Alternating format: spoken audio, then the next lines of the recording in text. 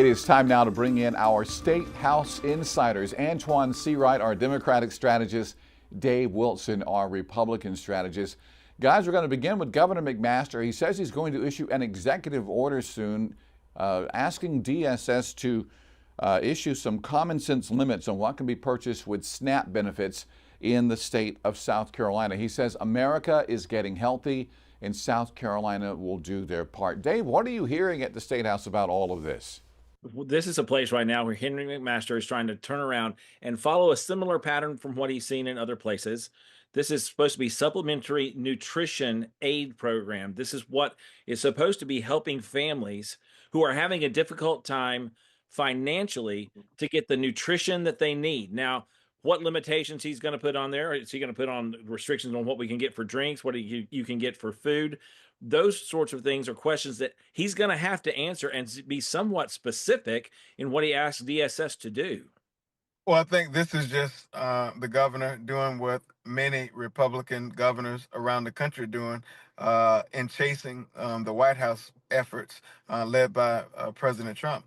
But here's what I would tell you that's different from other places that South Carolina, the challenges South Carolina face. One, we have something called food deserts and food swamps.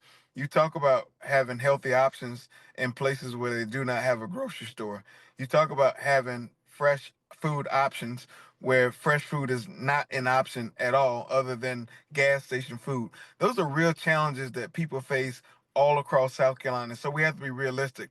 And I would just say, I will remind the governor and others that South Carolina will be facing a $100 million cut in supplemental nutrition assistance programs thanks to the big ugly bill passed by Congress, voted on by every member of the delegation with the exception of Jim Clyburn.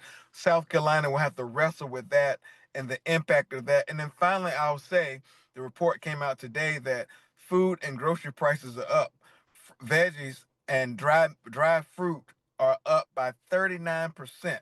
Meat, eggs, and dairy products up because of the tariffs by Governor McMaster's dear friend, President Trump, and his economic agenda. And so all those things will be factored into the equation when we talk about making changes to programs that are life or death for people in South Carolina.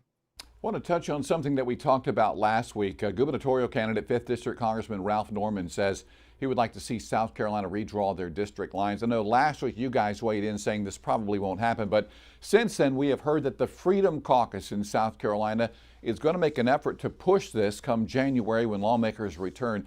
Antoine, what are you hearing about all this at the State House? Well, good luck in your senior year. I think the Freedom Caucus has their own set of challenges to deal with, including the resignation of their leader just a week or so, a few days or so ago. So I think they have their own challenges. And I don't foresee South Carolina, who's already in a redistricting lawsuit at the federal court level, doing this just because other places are doing it. This is the one place I think reasonable Republicans in the General Assembly will step back and say, we don't prioritize this. This is not a thing. And quite frankly, I would say to the Freedom Caucus, why would you want to exterminate the only African American seat in South Carolina congressional delegation? Is it because you're racist? Is it because you have a problem with black representation? So the motive behind what people wants to do should always be brought into question. I think the biggest thing that you can realize right now is that the Freedom Caucus is going to drive this car right into a brick wall. They're not going to get any level of support on this. They can tout it right now as to say, hey, listen, we're trying to do something here. We're trying to follow Trump. When the reality is we have a system that has been working.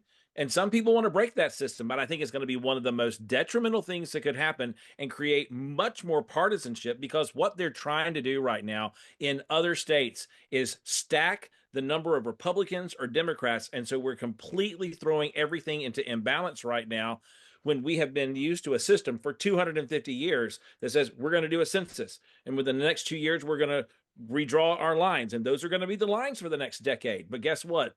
That's not written anywhere in the Constitution. It's not required. And so you've got states that are trying to say, listen, we're going to stack Congress differently now. And I would just say to my Republican friends, not just in South Carolina, but around the country, in particular those in South Carolina, because that's where we are. If your message is good and your mechanisms are as good, Why would you not want to have fair representation across the board? Why not have more than one competitive seat in our delegation? Why not make our state house and state senate seats more competitive? If you are as good as you say you are, then prove it on the playing field. All right, Antoine Seawright, Dave Wilson, guys, as always, thank you so very much for your time.